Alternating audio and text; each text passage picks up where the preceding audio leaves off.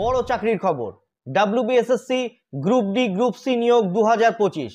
অবশেষে বহু প্রতীক্ষিত গ্রুপ ডি গ্রুপ সি নিয়োগের বিজ্ঞপ্তি প্রকাশ করলো ডাব্লিউবিএসএসসি, যেখানে বলা হয়েছে প্রায় 8,477টি পদে ক্লার্ক, পিয়ন, লাইব্রেরিয়ান সহ অন্যান্য পদে নিয়োগ করা হবে। যে সকল প্রার্থীরা এই বিজ্ঞপ্তিটির জন্য অপেক্ষা করছিলেন তাদের উদ্দেশ্যে বলে রাখি, এই বিজ্ঞপ্তি নিয়ে আমরা বিস্তারিত আলোচনা করব, অর্থাৎ শিক্ষাগত যোগ্যতা, বয়সের সময়সীমা, আবেদন ফি, কিভাবে আবেদন করতে হবে, কত তারিখ পর্যন্ত আবেদন করা যাবে, অর্থাৎ আবেদনের শেষ তারিখ কি রয়েছে, সব কিছু সম্বন্ধে ডিটেলসে আলোচনা করব। তাই ভিডিওটি না কেটে সঙ্গে থাকার জন্য অনুরোধ করছি। আসুন বিজ্ঞপ্তিটি দেখে নিই আমরা কারা কারা আবেদনযোগ্য। পশ্চিমবঙ্গ স্কুল সার্ভিস কমিশন অর্থাৎ WBSSC group C group D নিয়োগ 2025। আলোচনা করব যোগ্যতা, আবেদন ফি, শেষ তারিখ, অনলাইনে কিভাবে আবেদন করবেন এবং শূন্য পদ কটি রয়েছে। শূন্য পদ রয়েছে 8,477টি। ভালো করে লক্ষ্য করুন, আবেদন করতে পারবেন 16 সেপ্টেম্বর 2025 তারিখ থেকে 31 অক্টোবর 2025 তারিখ পর্যন্ত। ইম্পর্টেন্ট ডেটগুলো সম্পর্কে আলোচনা করব। বিজ্ঞপ্তি প্রকাশের তারিখ 31 আগস্ট 2025। আবেদন করা শুরু হবে 16 সেপ্টেম্বর 2025 তারিখ থেকে। অনলাইনে আবেদনের শেষ তারিখ 31 অক্টোবর 2025। ফি প্রদানের তারিখ 31 অক্টোবর 2025। যদি ফর্ম ফিল আপ করতে কোনো ভুল হয় কিংবা অ্যাডমিট কার্ড বা এক্সামের ডেট, এই সমস্ত কিছুর জন্য চোখ রাখতে হবে অফিসিয়াল ওয়েবসাইটে, কেননা এই তারিখগুলো এখনও পর্যন্ত দেওয়া হয়নি। এই নিয়োগের ক্ষেত্রে আবেদন ফি কত রয়েছে এই সম্পর্কে কিছু বলা হয়নি, তার জন্য আপনাকে চোখ রাখতে হবে অফিসিয়াল ওয়েবসাইটটিতে। এখন দেখে নেব বয়সের সময়সীমা কত রয়েছে।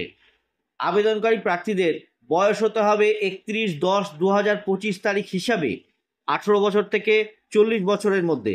তবে যে সকল প্রার্থীরা বয়সের ঊর্ধ্বসীমায় ছাড় পান, যেমন এসসি, এসটি, ওবিসি, শারীরিক প্রতিবন্ধী প্রার্থীরা কিংবা অন্যান্যরা, তারা কিন্তু যথাযথভাবেই সরকারি নিয়ম অনুযায়ী বয়সের ঊর্ধ্বসীমায় ছাড় পাবেন। ডাব্লিউবিএসএসসি গ্রুপ সি গ্রুপ ডির অন্যান্য যোগ্যতা শূন্যপদ 2025-এর সম্পূর্ণ বিবরণ। ডাব্লিউবিএসএসসি গ্রুপ সি ক্লার্ক পদে শূন্যপদ রয়েছে 2,989টি। ডাব্লিউবিএসএসসি গ্রুপ ডির ভ্যাকান্সি রয়েছে 5,488টি। মোট ভ্যাকান্সির পরিমাণ 8,477টি। বেতন কত পাবেন? যে সকল প্রার্থীরা সকল পরীক্ষার ধাপগুলিতে সফলভাবে উত্তীর্ণ হবেন এবং জয়েনিং করবেন, তারা বেতন পাবেন 26,605 টাকা থেকে 29,905 টাকা অনুযায়ী।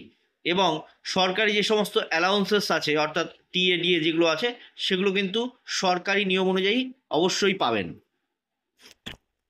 WBSSC group D group C নিয়োগ 2025-এর নির্বাচন প্রক্রিয়া 3টি ধাপে অনুষ্ঠিত হবে। প্রথমে হবে রিটেন এক্সামিনেশন অর্থাৎ লিখিত পরীক্ষা।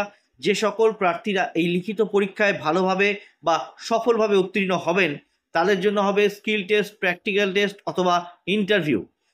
যারা এই সকল প্র্যাকটিক্যাল টেস্ট বা স্কিল টেস্টে উত্তীর্ণ হবেন তাদের জন্য শেষে হবে ডকুমেন্ট ভেরিফিকেশন এবং মেডিকেল এক্সামিনেশন। এখন দেখে নেব আবেদন কিভাবে করবেন। আবেদন করতে হবে অনলাইনের মাধ্যমে, অন্য কোনো পদ্ধতিতে আবেদনপত্র গ্রহণযোগ্য নয়। আবেদন করার জন্য প্রত্যেক আবেদনকারী প্রার্থীদের, যদি আগে কেউ ডাব্লিউবিএসএসসির পরীক্ষা না দিয়ে থাকেন, তাদের কিন্তু নিজেদের নাম রেজিস্ট্রেশন করতে হবে।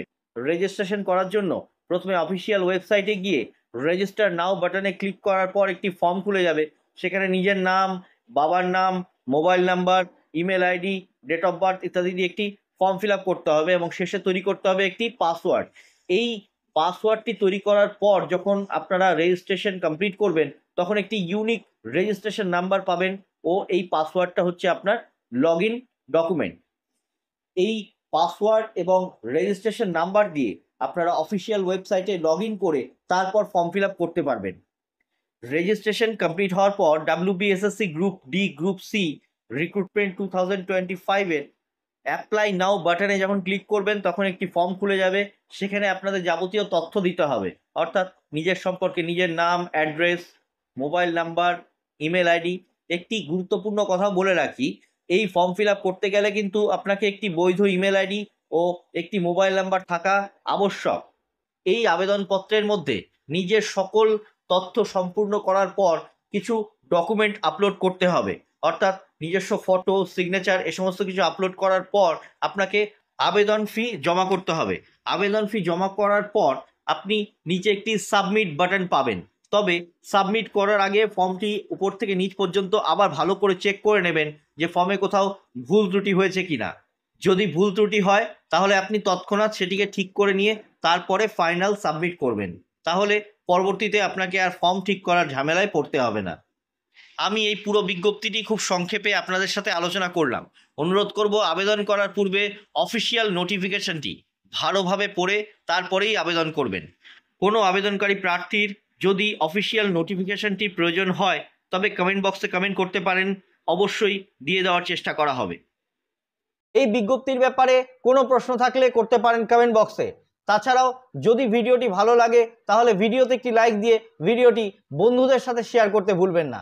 আজ এই পর্যন্তই, আবার দেখা হবে অন্য একটি টপিক নিয়ে অন্য একদিন। ততক্ষণ পর্যন্ত সকলে ভালো থাকুন, সুস্থ থাকুন আর পড়তে থাকুন।